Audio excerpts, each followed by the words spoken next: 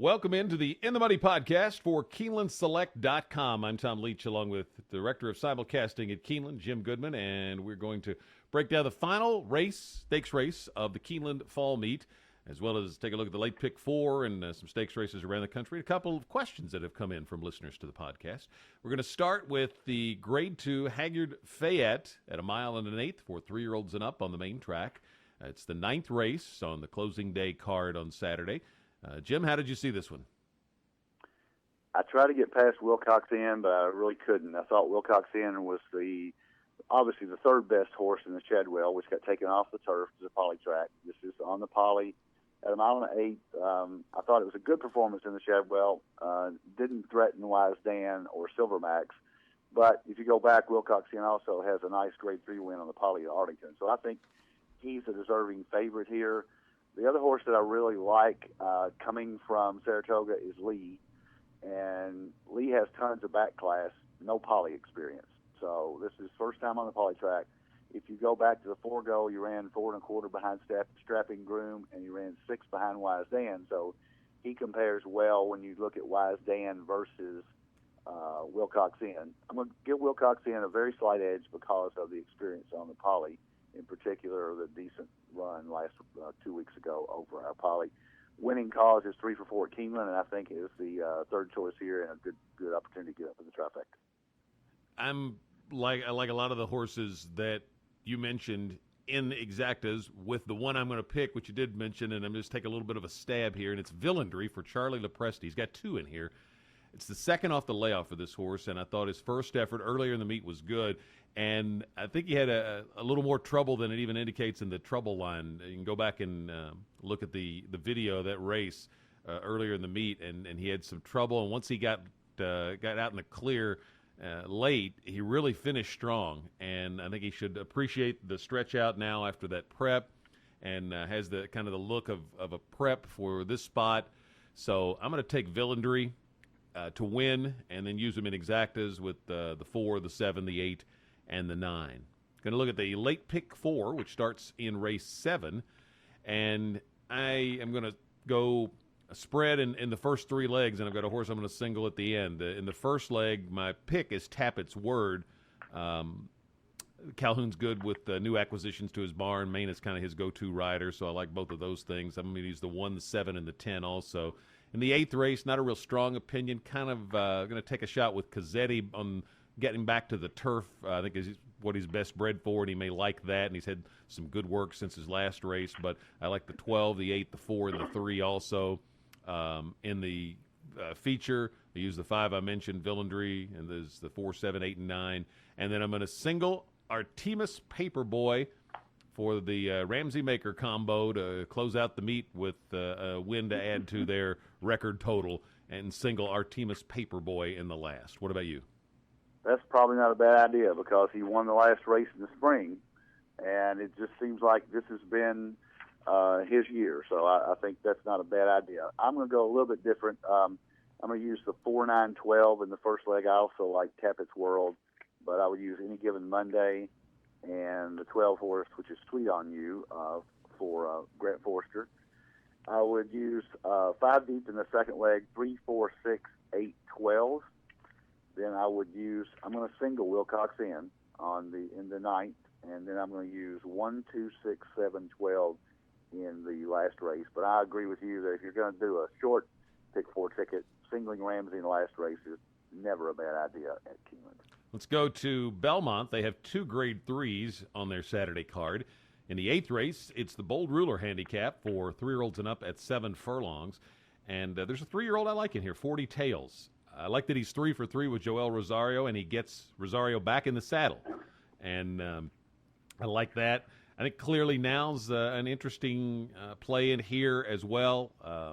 The Saturday's Charm, the 3, probably would box those 3 maybe in an exacta. But what I'd like to do with those 3 is play them in a double to the horse I like a lot in the 9th race, which we'll talk about in a minute. But what about you for the Bold Ruler? I think this is a wide-open race, and I'm going to take a look at Belmont this weekend. There's been a fairly substantial speed bias at Belmont this week. And if that continues, I think 40 Tails is probably the best horse in the race. I'm not sure that it sets up well for him. I'm going to look at the way the race is playing, the track is playing on Saturday before I bet this race. If it's playing to a speed bias, I'm going to take a shot on the outside with Strapping Groom. I'm going to say that the Vosburg was just kind of not his day. If he runs back to the 4-go and to the Kid Russell that he ran at Saratoga, I think he wins this with a 104 buyer and a 100 buyer. He's on the outside, but it's just a 6-hole, and I think he may be the controlling speed, especially if the track is playing that way.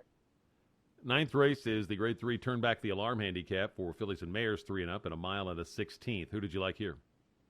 Well, I don't know if apparently you like somebody really well. I like Centring, Thomas Albertrani. There's no Princess of Silmar or Royal Delta in this race, and that's who she's faced the last 3 races. So I think she's going to run him down in the lane. Again, I'm a little concerned here about the way the track's playing because this is, Centring is going to come from out of it. So if they hook up front with Lady Kahiba and Fantasy of Flight, I think it may set up this one. This one fits the typical profile of a closer because you do have a lot of front speed.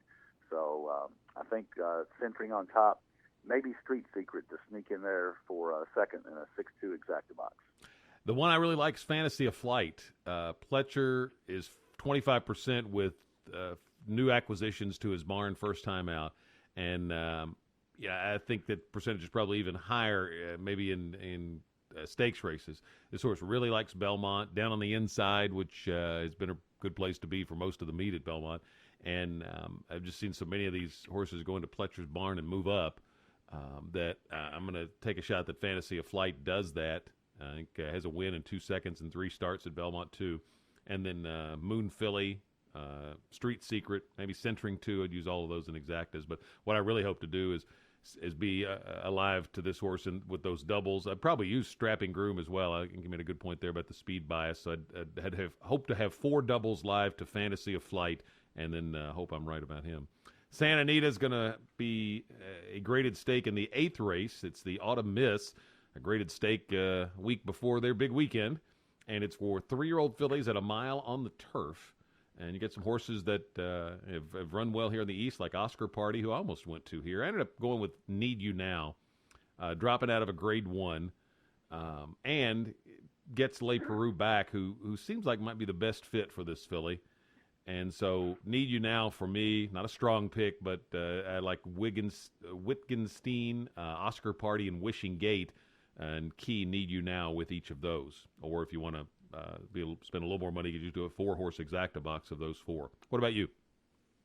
I really like Wishing Gate here. I've got a buddy in Minneapolis who has a fantasy stable, and he called me about 3 weeks before the QE2 wanting to know if she was going to get in. And she was nominated to QE2 and was invited, but did not come to Keeneland. So they kept her on the West Coast for this spot. She's not quite Breeders' Cup material, but she ran second in the same race that you're talking about with Need You Now coming out of. Need You Now comes out of the Del Mar Oaks and ran 5th there after setting the pace, ran 6th, got beat by 5. Discreet Mark was the winner of that race and came back and ran very well in New York. So I think Wishing Gate is a single here in my late pick 3s and pick 4s.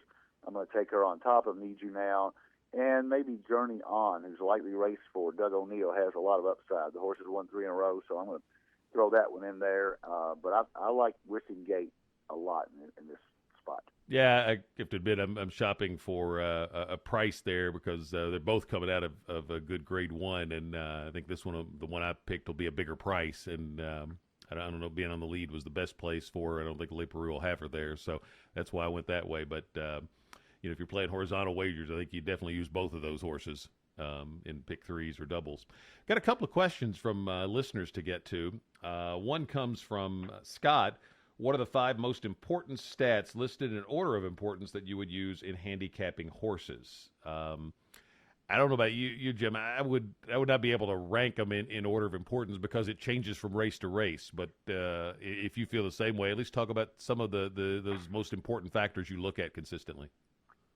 Yeah, I try to look at the race as an entity. I don't go into a race card saying, okay, I need to look at trouble lines number 1 and pace figures number 2 and class dropping number 3.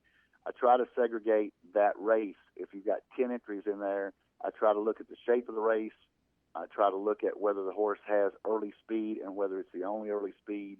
But I don't really rank those factors. And I don't, I'm not a handicapper who sits and spends an hour on a race. I can handicap a race to my way of thinking in 10 minutes or so, and I'm looking for something that you might not see in the race. And I think that's the most important thing, is when you handicap a race, try to find something in the running lines and go down past the first race. Go back to the fourth or fifth race and see if that horse is repeating a pattern that the trainer likes, that they laid him off for a while, brought him back, he needed a race to get back into shape, and then ran better the second time off a layoff.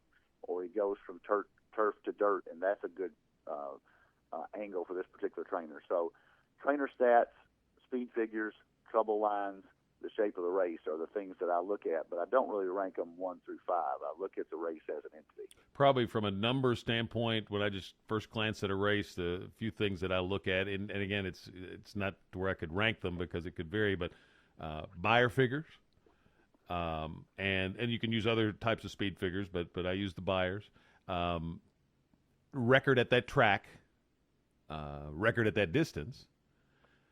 Win percentage. I like to if a horse is, let's say it started 20 times, I'd rather see a horse that has 7 wins and no seconds and thirds than 3 wins and 5 seconds and 5 thirds. It's hitting the board a lot, but I'm looking for the winner, and I like a horse with a higher win percentage. So that's a stat that I look at. For buyer numbers, I like to look for either something that kind of catches my eye, either a progression, or could I, if there's a number 2 or 3 or whatever many starts back, and then the races subsequently haven't been as good, are there some reasons why those races haven't been as good that aren't in play today that could enable this horse to get back to that buyer that he ran earlier that would be big enough to win this particular race?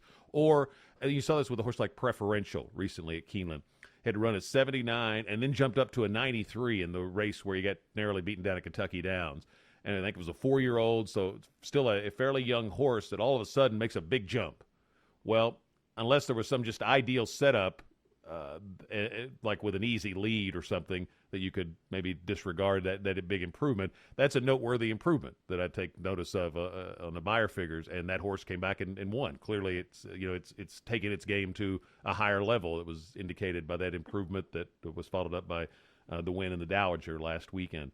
Other stats, jockey trainer, percentages, and because I remember hearing in I think it was a class Mike Battaglia might have taught at Transia, a community education class on handicapping. 90% of the trainers and jockeys win 10% of the trainers and jockeys win 90% of the races. So, jockeys have agents that are handicapping the races for them, like we're handicapping the races to put them on the best mount. And if you see, a horse with some obscure connections that all of a sudden, Gary Stevens or Rosie Napravnik or somebody's riding for, they don't usually ride for, I take note of that. Like maybe that agent has, handicapped this out that this is the best horse, and he put his jock on there. Let's go to Patty's question, Jim. How difficult is it for 3-year-olds to win versus older, and under what circumstances are they more likely to win? It's extremely difficult for a 3-year-old to win against older early in the year because all horses turn 3 on January 1st. And if you have a late foal, that horse is, really 2.5 versus almost a 3.5-year-old. And there's a huge difference. If you can imagine your 10-year-old son running a track meet against a 14-year-old boy, probably not going to compete very well. But as the horses mature and get later in their 3-year-old year, I think that it becomes less of a handicapping factor. If you're looking right now, and we had some 3-year-olds, I think you just picked a 3-year-old at Belmont, and there's no reason not to right now. But if you're looking in the spring or in the early summer, I try to look at it. The 3-year-old must be much, much better because they're not seasoned, they're not mature. You're also looking at a 3-year-old dropping in class against a bunch of 4-year-olds who haven't proven anything. I think it's a decent bet. Here in October, I don't really look at a problem picking a 3-year-old over a 4-year-old, but I don't do it very much in May. And I think it's probably, you would agree with this, especially true as the classification of the race gets higher. In other words, to see a 3-year-old, you won't even see a 3-year-old running against older horses, in stakes races or anything. You might maybe in a claiming race or something, and maybe by summer you might see some 3-year-olds, worth taking a long look at in some of those cheaper races. But I think you're spot on with everything you said there. Under what circumstances are they more likely to win?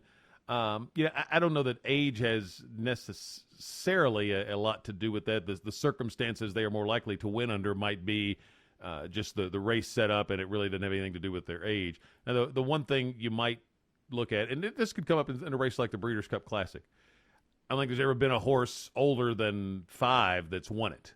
In the Game on Dude, the favorite's 6, and he's going to be the favorite. Would you, in that situation, lean a little more toward the historical profile? It's been 3 and 4-year-olds mostly, and a few 5-year-olds, and nobody older than 5. That's a good example where under what circumstances are they more likely to win? Historically, they've been more likely to win in that kind of circumstance where the horses that are favored are getting a little long in the tooth, and an improving horse can jump up and get them. Anything to add? No, I think that's a good point. And you see a lot of the early Breeders' Cup races. A lot of Derby winners ran against previous Derby winners. Yeah. And I can't, and if you're looking Grade 1 top of the line Derby winner versus Grade 1 top of the line Derby winner, a 4-year-old versus a 3-year-old, with everything else being equal, you'd probably favor the 4-year-old. Yep, like Ferdinand beat Ali Sheba. Right. But there have been circumstances where 3-year-olds have been good enough to do that.